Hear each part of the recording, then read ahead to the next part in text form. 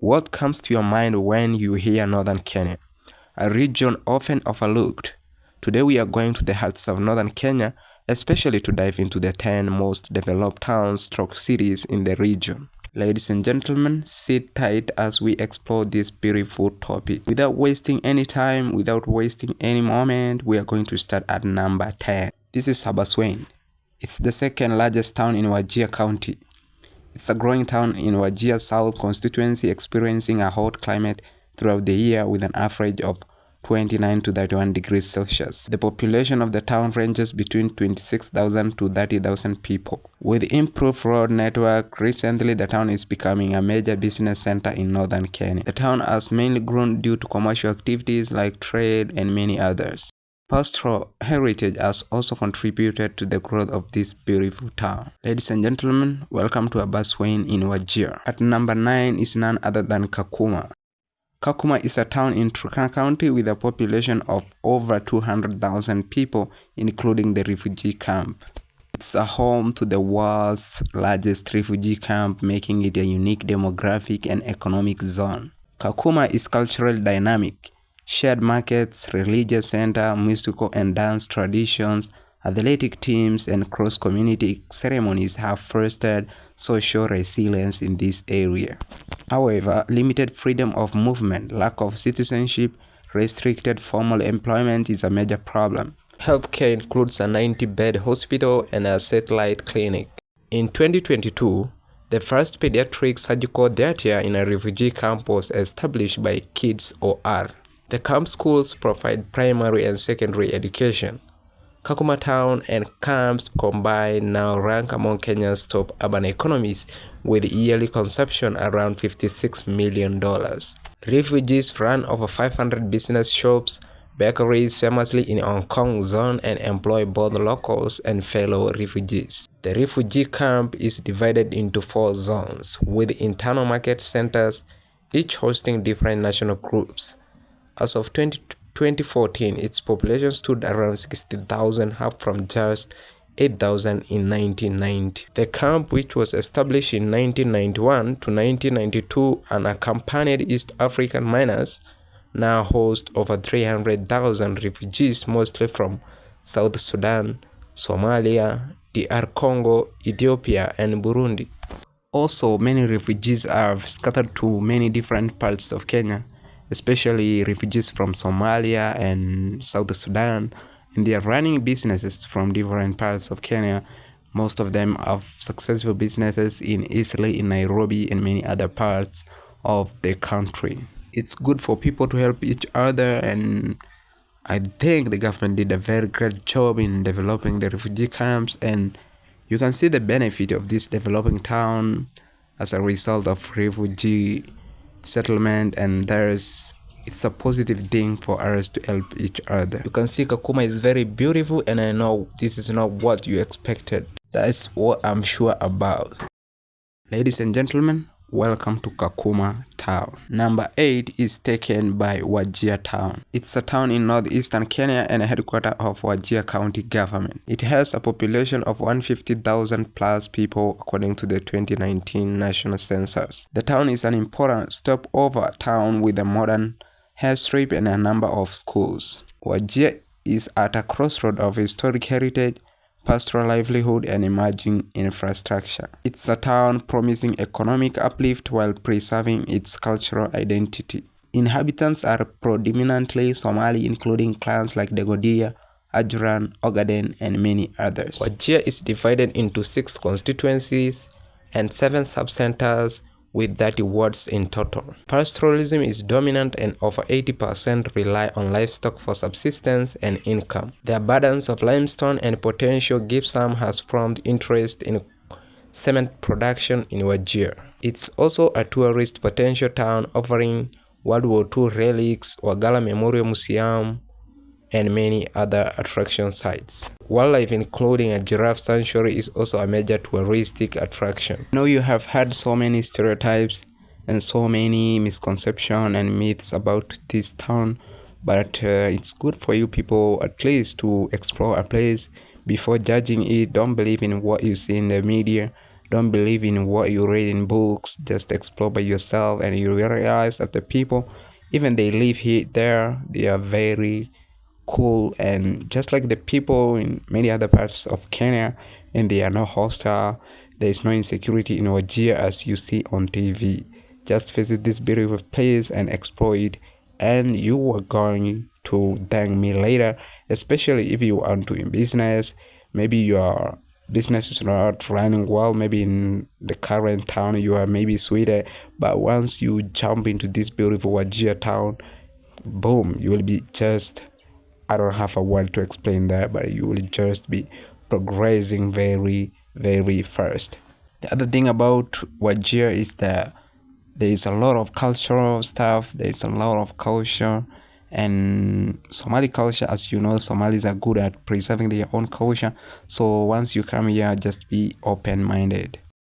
At number 7, we got Marala. Marala is a town located in Samburu County with a population of 30,000 plus people. It's an administrative hub of Samburu known for natural, traditional pastoral culture and tourism potential. The town rises above 2,000 meters above sea level, experiencing a cool and wet climate with a maximum temperature of 26 degrees. Ladies and gentlemen, welcome to Marala town in Samburu County. There we go. At number 6 is Mandera town. It's a town located in northeastern peak of Kenya with a population of 50,000 to 70,000 people. A tri-border town, making it important for cross-border trade and security. Mandera is a vibrant, resilient border town, strategically located and culturally vibrant, yet economically challenged by an arid climate and regional security issues. Strength lies in cross-border trade, pastoral heritage, and evolving irrigation farming, while its growth is powered by infrastructure investment,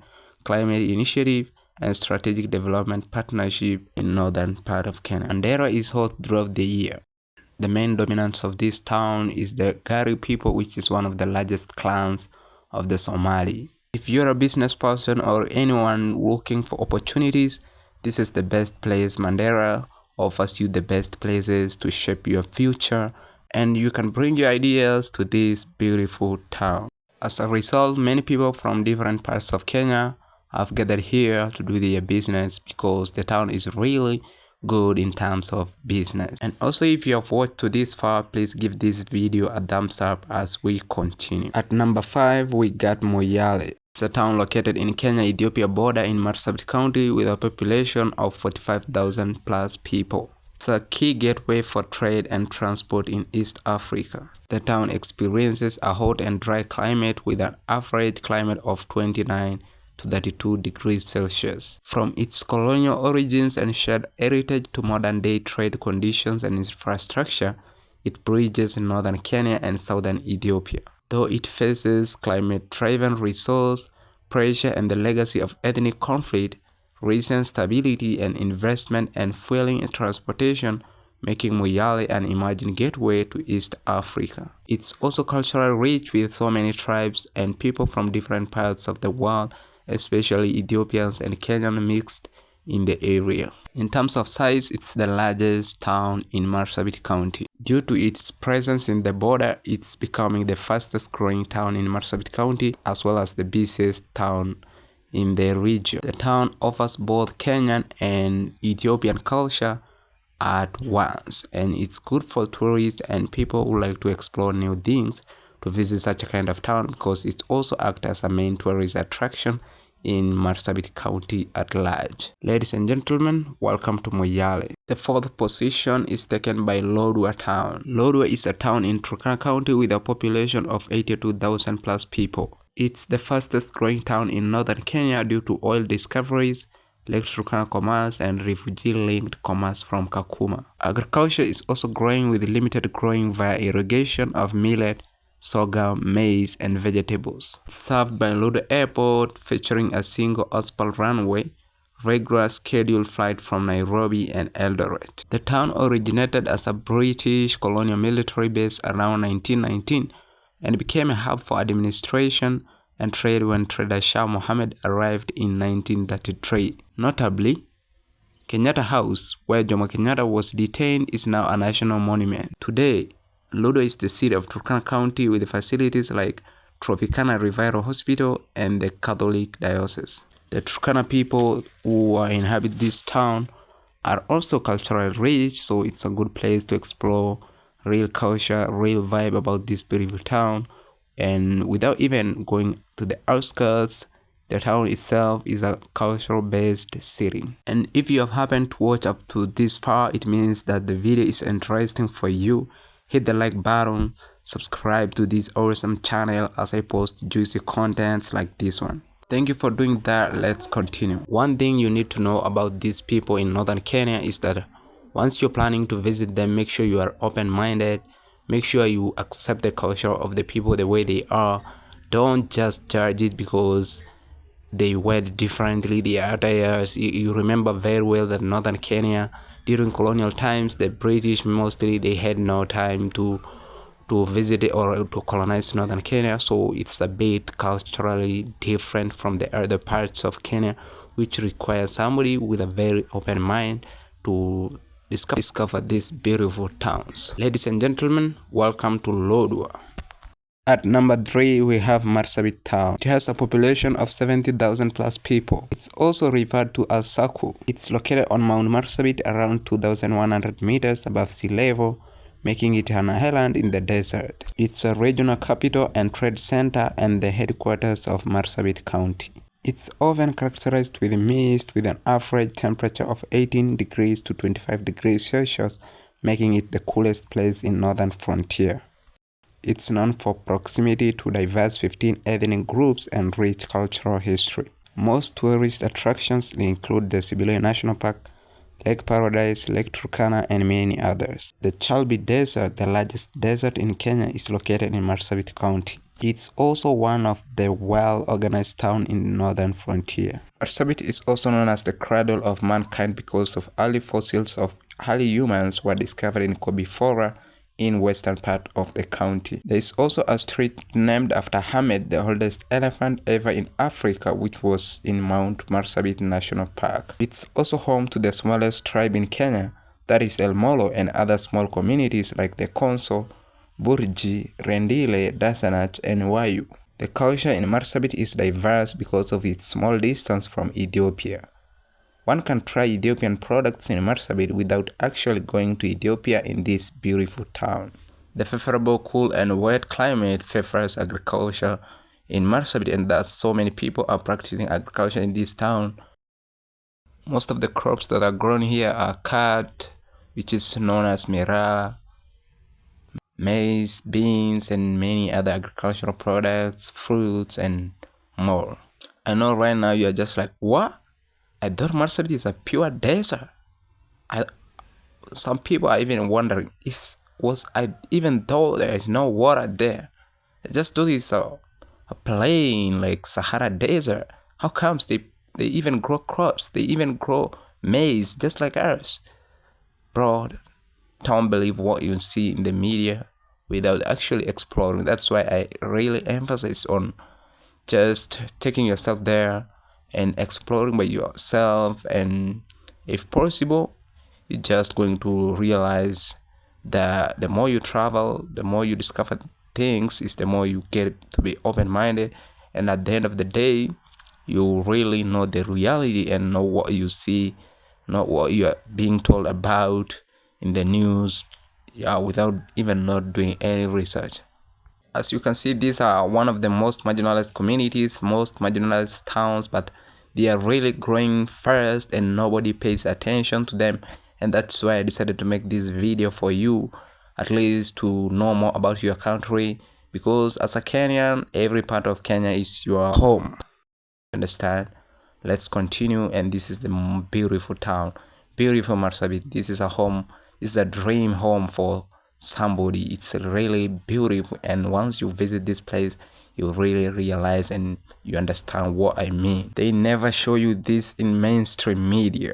The second position is taken by Garissa. The town has a population of 450,000 plus people. It's the largest and the second most developed in northern Kenya. It's a major commercial and administrative center with universities, good road links, and historic Somali influence. The town experiences a hot and dry climate throughout the year. It's also the headquarters of Northeastern Province. It's one of those diverse towns with many people from different parts of the country coming together peacefully to do their business, and that's the reason behind the progress of this beautiful town.